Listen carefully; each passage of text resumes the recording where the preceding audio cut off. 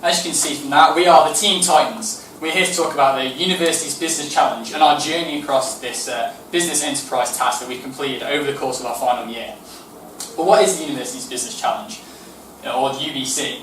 This is a challenge given to universities across the United Kingdom and allows universities of all statures to compete in this competition to run simulation businesses in many rounds and enhance employability skills, teamwork skills, and eventually maybe win a prize at the end. But what tasks are involved? So, this was a schedule that we had throughout the year. So initially we started off with round 1, which we held in the university. Then, midway through, we decided to take part in the optional UBC Charity Challenge, which is part of their CSR. On our way then to the semi-final, which was held in Bristol, and finally, the final itself in London, at IBM's headquarters. So, we got this inspirational quote from Winston Churchill, and he said that success is the ability to go from one failure to another with no loss of enthusiasm. And we believe we've done this throughout the UBC. First of all, we tried the UBC in second year with 5 members of our semester. Firstly, we didn't make it through, but we didn't let that hold us back. We went away to placement and came back much stronger students, ready to take on the UBC again. We believe this gave us a much better chance, secondly, in the second time round, and enhanced our skills to go all the way. First of all, round 1.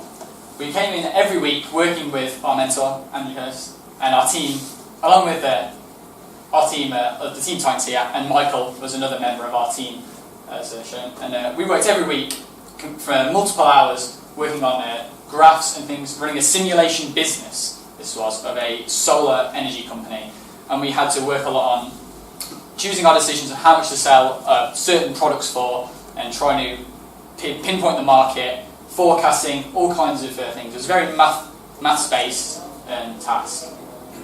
So what that mostly built is our analytical skills. So because it involved a lot of forecasting and analysing price sensitivity and price elasticity, we had to use our own custom-made spreadsheets and our own ability. So as you could see from the graphs before, we had to make ourselves be in a position where we could then be happy with the decisions that we were about to make.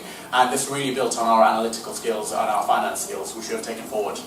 Yeah, the finance skills have come in handy, particularly for completing the finance part of the ETP module, which I've taken under task, and it's really helped improve my understanding of business simulation and all the different factors that get taken into account, which gave me a firm basis for the report. And what it especially built on was our forecasting skills, because every week we'd get our market research, and you never know what was going to be involved, so we'd have to be prepared for literally anything to come up. And this has given us a fair idea of what real life business can be like, because obviously nothing is so easy to predict or set in stone.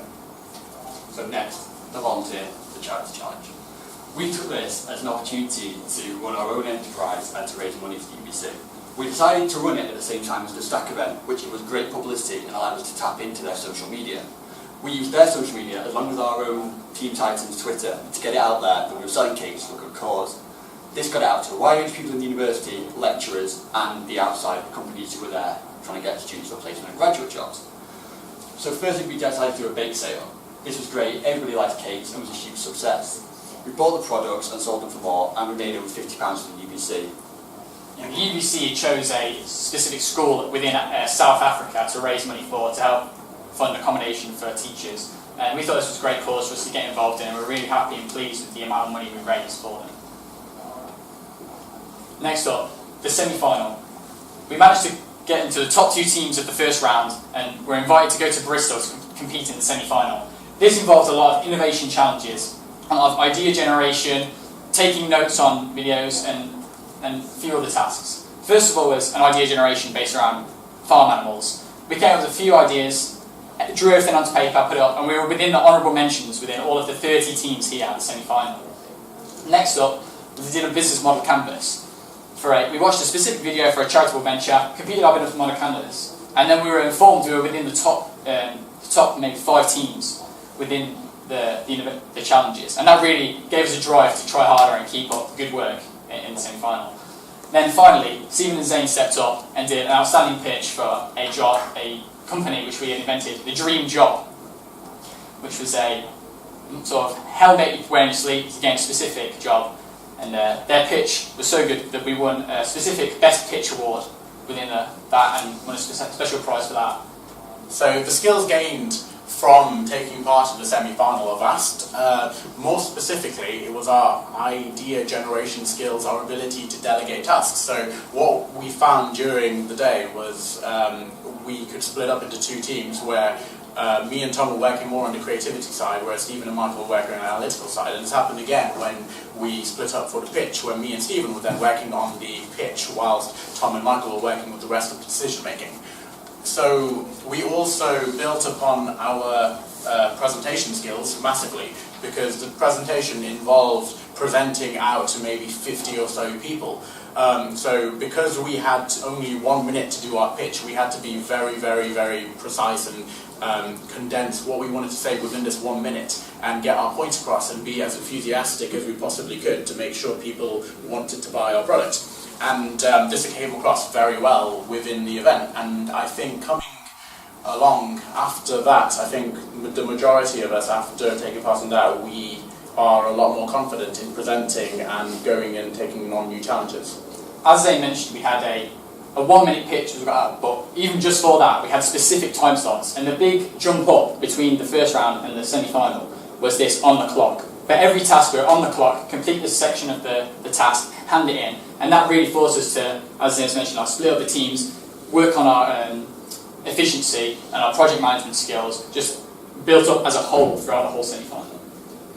So the final. We made it through the semi-final, we came first in Bristol and made it through to London. Here we were up against 9 other teams, and this is where the competition really stepped up. It was universities from all around the UK, and firstly we had another decision-making task. Here we had an hour to look through all the material, come up with our decisions, and come up with our first 6 months decisions.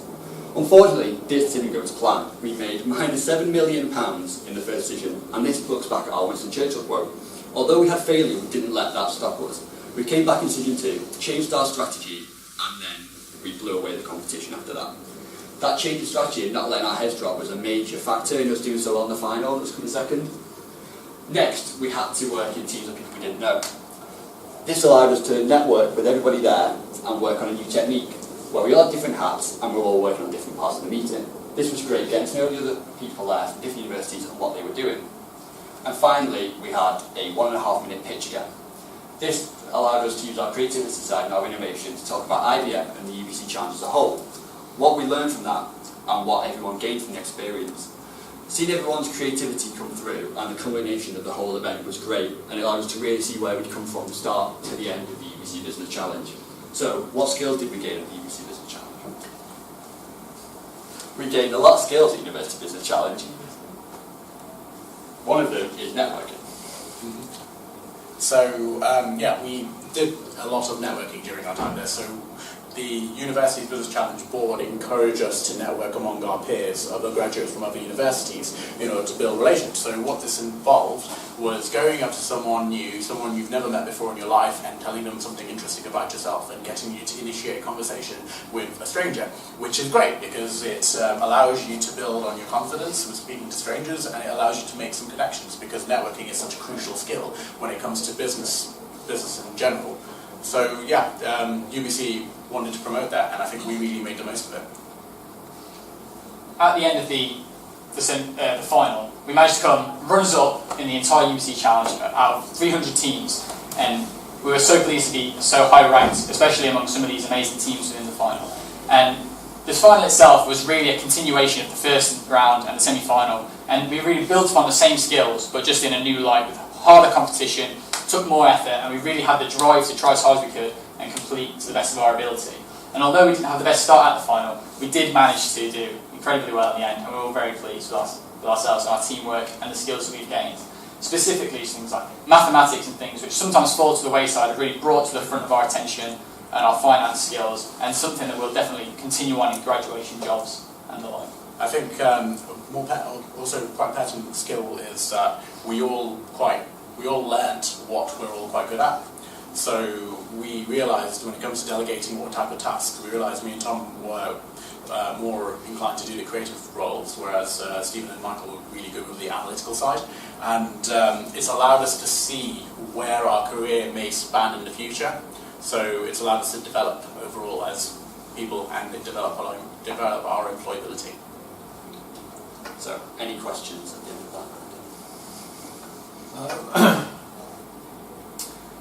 Yeah, I mean, quite honestly, considering I've lived this, it was a really great presentation to actually get it fed back to me. You like the video?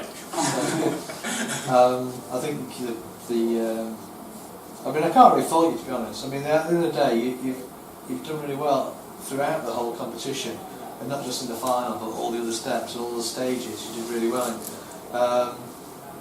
Well, I'm just trying to think of a question to ask, really. I mean, do you think that